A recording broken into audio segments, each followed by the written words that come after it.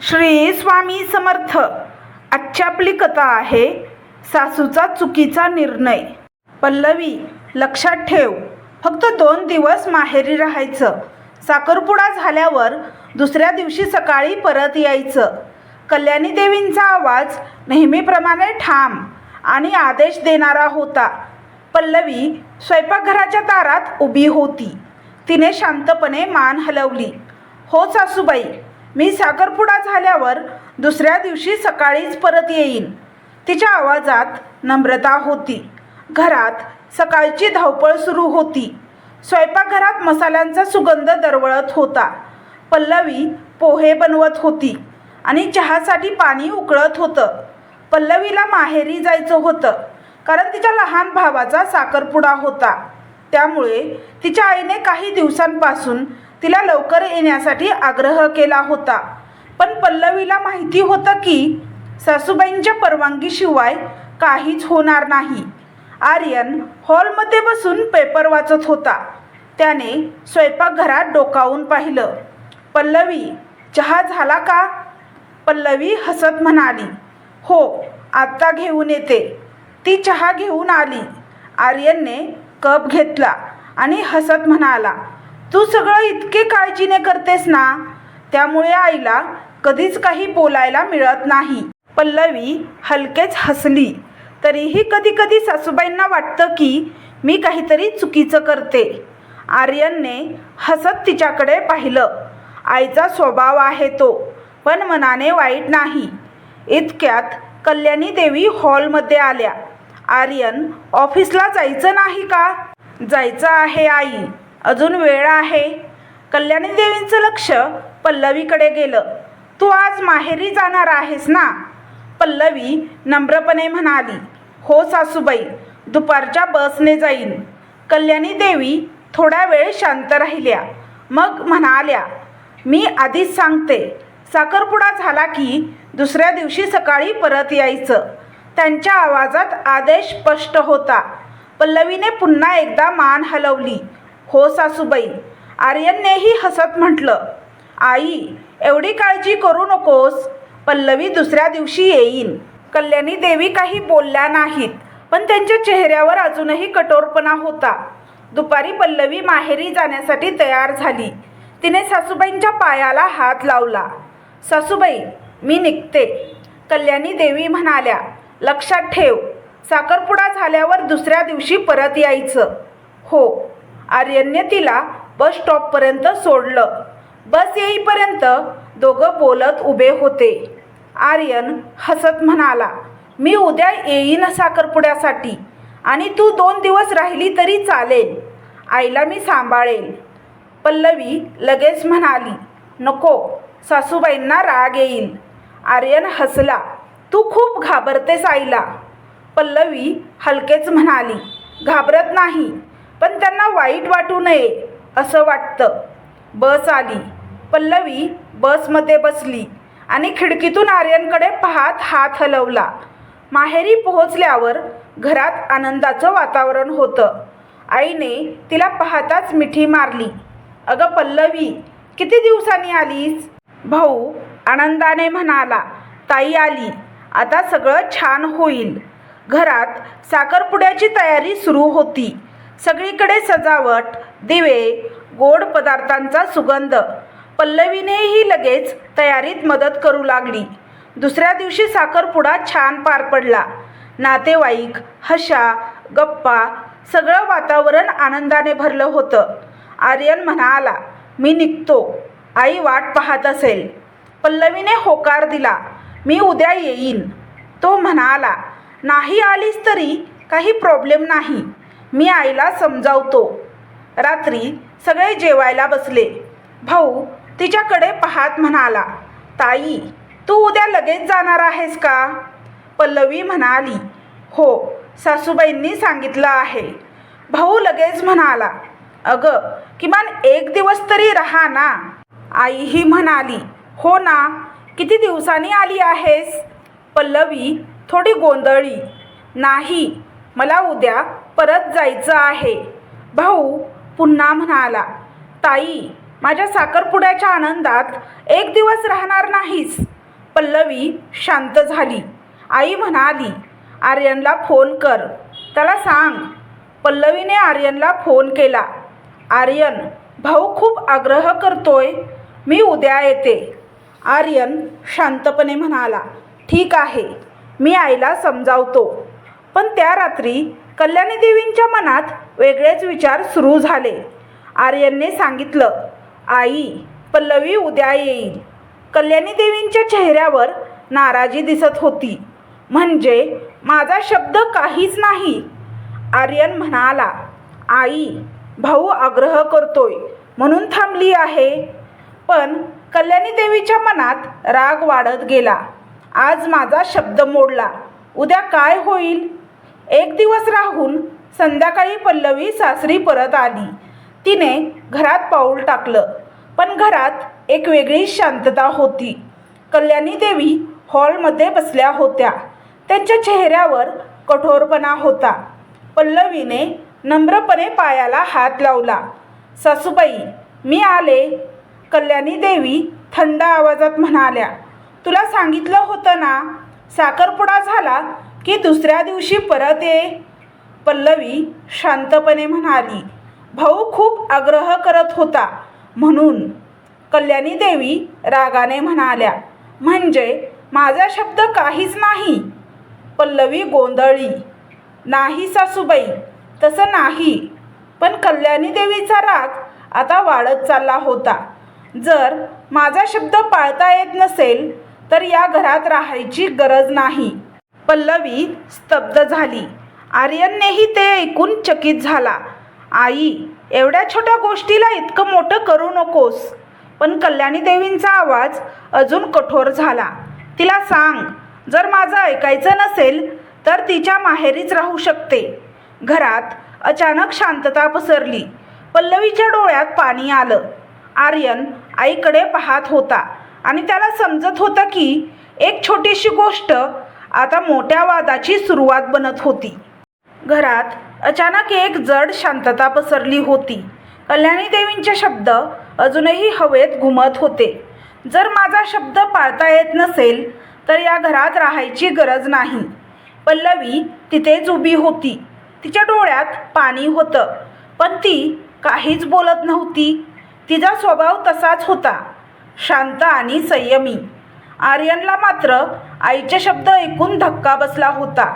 आई, तू काय बोलतेस हे तुला समजतंय का? तो थोड्या कडक आवाजात म्हणाला. कल्याणी देवी लगेच म्हणाल्या, मला सगळं समजतंय, पण कदाचित तुम्हाला माझं महत्त्व समजत नाही. आर्यनने शांतपणे श्वास घेतला. त्याला माहीत होतं की आई रागात आहे आणि रागात बोललेला प्रत्येक शब्द मनाला लागणार होता. तो आईजवळ जाऊन म्हणाला, आई, एवढ्या छोट्या गोष्टीवरून इतकं मोठं करू नकोस. पल्लवीने मुद्दाम काही केलं नाही. तिच्या भावाचा साखरपुडा होता आणि त्याने खूप आग्रह केला म्हणून एक दिवस थांबली आणि तिने मला विचारलं होतं. मी परवानगी दिली होती तिला. पण कल्याणी देवीच्या चेहऱ्यावर अजूनही कठोरपणा होता. छोटी गोष्ट, त्या म्हणाल्या. माझा शब्द मोडणं तुला छोटी गोष्ट वाटते? आर्यन काही बोलणार इतक्यात पल्लवी शांतपणे म्हणाली, सासूबाई, माझी चूक झाली असेल तर मला माफ करा. पुढे असं होणार नाही. तिचा आवाज खूप नम्र होता, पण कल्याणी देवीच्या मनात आधीच राग साचलेला होता. माफी मागून सगळं संपत नाही. त्या म्हणाल्या, या घरात राहायचं असेल तर माझ्या शब्दाचं महत्त्व असायलाच हवं. आर्यनने पुन्हा आईला समजवण्याचा प्रयत्न केला. आई, पल्लवी तुझा अपमान करायला थांबली नव्हती, फक्त भावाच्या आग्रहामुळे थांबली. पण कल्याणी देवी आता ऐकण्याच्या मनस्थितीत नव्हत्या. तू तिची बाजू घेतोयस म्हणजे तुलाही माझ्या शब्दांची किंमत नाही, त्या रागाने म्हणाल्या. घरात तणाव वाढत चालला होता. पल्लवीला वाटत होतं की हा वाद इथेच थांबावा, पण ती शांतपणे म्हणाली, आर्यन, तू आईशी वाद घालू नकोस. माझ्यामुळे तुमच्यात भांडण नको. पण आर्यनचा संयम आता सुटत होता. तो आईकडे पाहत म्हणाला, आई, पल्लवी माझी बायको आहे. तिचा अपमान मला सहन होणार नाही. कल्याणी देवी लगेच म्हणाल्या, म्हणजे आता बायकोसाठी आईशी वाद घालणार? आर्यन थोडा शांत झाला. त्याने आईच्या जवळ जाऊन हळू आवाजात सांगितलं, आई, तू माझ्यासाठी खूप महत्त्वाची आहेस, पण पल्लवीही माझ्या आयुष्याचा भाग आहे. पण कल्याणी देवींचा राग अजूनही शांत झाला नव्हता. जर तुला बायकोच इतकी प्रिय असेल, त्या म्हणाल्या, तर तिच्यासोबत तू पण राहायला जा. हे ऐकून आर्यन काही क्षण स्तब्ध झाला. पल्लवी घाबरून म्हणाली, सासूबाई, असं का बोलताय? मी कुठेही जाणार नाही. पण कल्याणी देवींच्या मनात आता हट्ट बसला होता.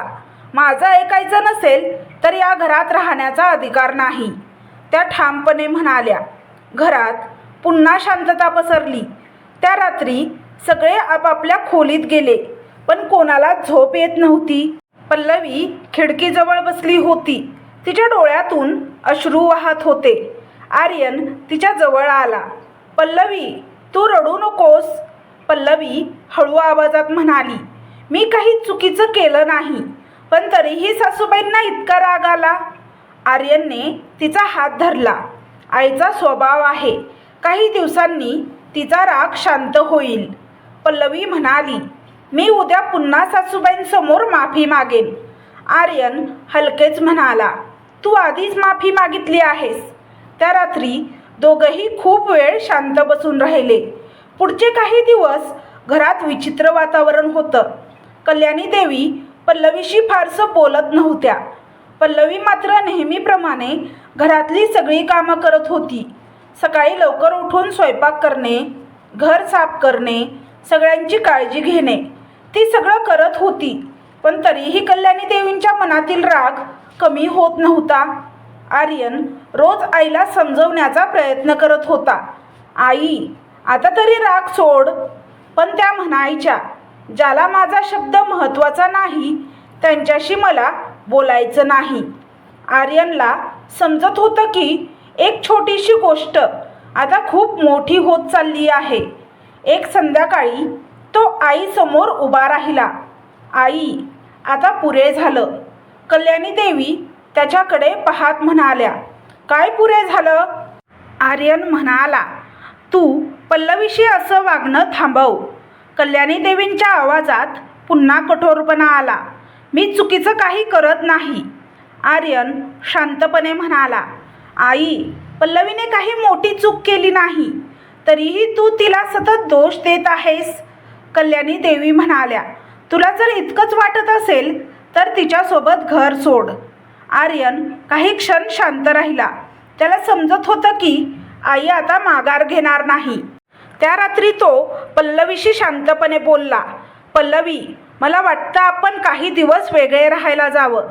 पल्लवी घाबरून म्हणाली, नको आर्यन, आईला वाईट वाटेल.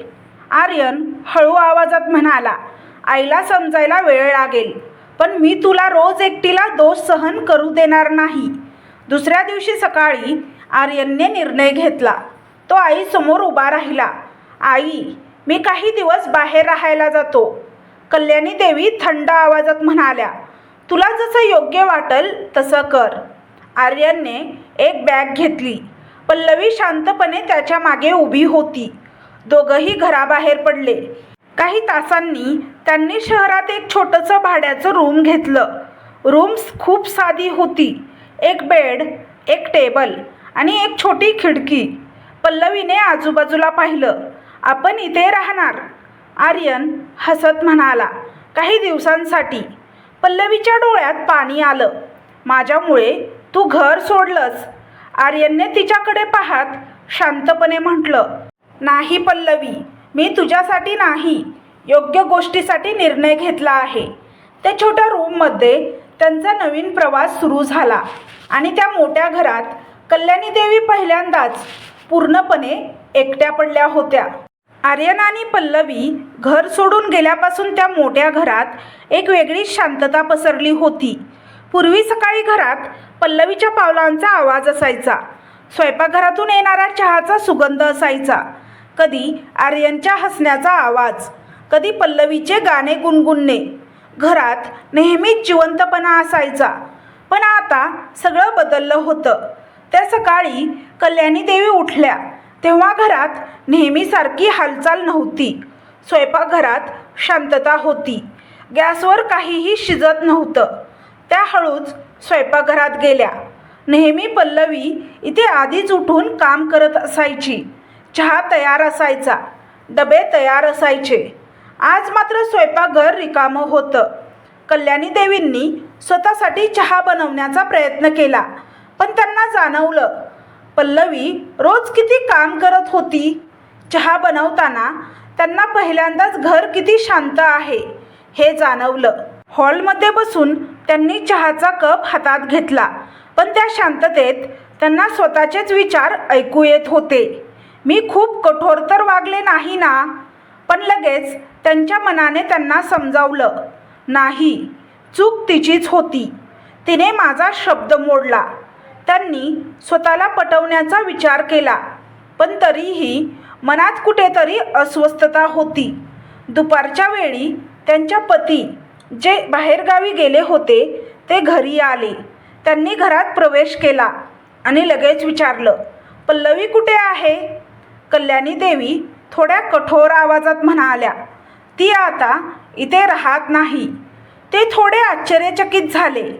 म्हणजे? कल्याणी देवी म्हणाल्या, तुमचा मुलगा तिच्यासोबत घर सोडून गेला. हे ऐकून ते काही क्षण शांत राहिले. का? कल्याणी देवी थोड्या चिडून म्हणाल्या, कारण मी तिला सांगितलं होतं की माहेरी फक्त 1 दिवस राहा, पण ती 2 दिवस राहिली. त्यांच्या पतींनी शांतपणे त्यांच्याकडे पाहिलं. म्हणजे एवढ्याशा गोष्टीवरून तू सून आणि मुलगा दोघांनाही घर सोडायला लावलं? कल्याणी देवी लगेच म्हणाल्या, मी कुणालाही घर सोडायला सांगितलं नाही. त्यांनी स्वतःच निर्णय घेतला. त्यांचे पती काही क्षण शांत राहिले. मग ते हळू आवाजात म्हणाले, कल्याणी, तुला खरंच वाटतं का की तू बरोबर आहेस? कल्याणी देवी थोड्या नाराज झाल्या. तुम्हालाही असंच वाटतं का की चूक माझीच आहे? ते शांतपणे म्हणाले, मी तुला दोष देत नाही, पण एक गोष्ट समजून घे. ते हळूहळू बोलू लागले, पल्लवी तुझी कठपुतली नाही. कल्याणी देवी थोड्या चकित झाल्या. ते पुढे म्हणाले, ती एक वेगळी व्यक्ती आहे.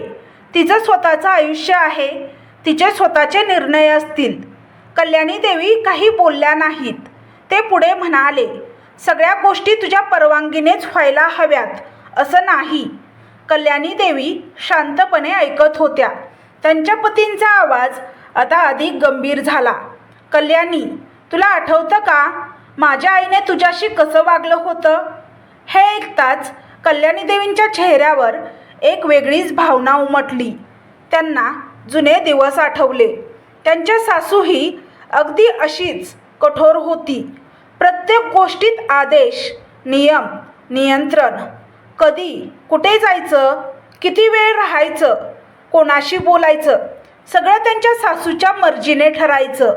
त्या दिवसात त्यांनी किती वेळा मनात विचार केला होता, मी कधी सासू झाले तर माझ्या सुनेसोबत असं कधीच वागणार नाही. पण आज त्यांना अचानक जाणवलं, त्या देखील तसंच वागत होत्या. त्यांचे पती शांतपणे म्हणाले, जसं माझ्या आईने तुझ्यावर अधिकार दाखवला तसंच तूही तुझ्या सुनेवर दाखवत आहेस. कल्याणी देवींच्या डोळ्यात पाणी आलं. त्यांनी पहिल्यांदाच स्वतःच्या वागण्याचा विचार केला. एक छोटीशी गोष्ट, पण त्यांनी तिला किती मोठं केलं. त्यामुळे त्यांचा मुलगा घर सोडून गेला. घर अचानक खूप रिकामं वाटायला लागलं. कल्याणी देवी शांतपणे म्हणाल्या, कदाचित चूक माझीच होती. त्यांच्या पतींनी हलकेच म्हटलं, चूक मान्य करणं हीच मोठी गोष्ट आहे. दुसऱ्या दिवशी सकाळी कल्याणी देवींनी एक निर्णय घेऊन उठल्या. त्यांनी आर्यनचा पत्ता शोधला आणि त्या थेट त्या छोट्या भाड्याच्या रूमकडे निघाल्या. त्या रूमसमोर उभ्या राहिल्या तेव्हा त्यांच्या मनात थोडी भीती होती. आर्यन माझ्याशी बोलेल का? त्यांनी हळूच दार ठोठावलं. दार उघडलं तेव्हा समोर पल्लवी उभी होती. तिने सासूबाईंना पाहिलं आणि क्षणभर थोडी घाबरली. सासूबाई. कल्याणी देवींच्या डोळ्यात अश्रू होते. आर्यनही मागून आला. आई. काही क्षण तिघेही शांत उभे होते. मग कल्याणी देवी हळू आवाजात म्हणाल्या, पल्लवी मला माफ कर. पल्लवी थोडी चकित झाली. कल्याणी देवी पुढे म्हणाल्या, माझ्या एका चुकीच्या निर्णयामुळे माझंच घर तुटलं. त्यांच्या डोळ्यातून अश्रू वाहू लागले. तू काही चुकीचं केलं नव्हतंच. चूक माझीच होती. आर्यन शांतपणे आईकडे पाहत होता. कल्याणी देवी पुढे म्हणाल्या, घर तुमच्याशिवाय खूप रिकामं वाटतं. पल्लवीच्या डोळ्यातही पाणी आलं.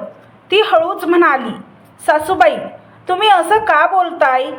कल्याणी देवी तिच्या जवळ आल्या. कारण मला माझी चूक कळली आहे. त्या म्हणाल्या, पल्लवी तू फक्त माझी सून नाहीस, तू या घरची मुलगी आहेस. त्या आर्यनकडे पाहत म्हणाल्या, घरी चला. आर्यन काही क्षण शांत राहिला. मग त्याने हलकेच हसत म्हटलं, आई आम्हाला तुझ्यावर कधीच राग नव्हता. पल्लवीनेही सासूबाईंचा हात धरला. त्या दिवशी तिघेही परत त्या घराकडे निघाले. घराचं दार उघडलं तेव्हा पुन्हा एकदा त्या घरात आनंदाचा आवाज परत आला आणि कल्याणी देवींच्या मनात एकच विचार होता, घर तुटायला बाहेरचे लोक लागत नाहीत. कधी कधी आपल्या एका चुकीच्या निर्णयानेच घर तुटतं. तर तुम्हाला ही कथा कशी वाटली हे कमेंट बॉक्समध्ये कमेंट करून नक्की सांगा. कथा आवडल्यास व्हिडिओला लाईक, शेअर, सबस्क्राईब करा. व्हिडिओला हाईप करा जेणेकरून हा व्हिडिओ जास्त प्रेक्षकांपर्यंत पोहोचेल. व्हिडिओ पाहिल्याबद्दल तुमचे मनापासून धन्यवाद. श्री स्वामी समर्थ.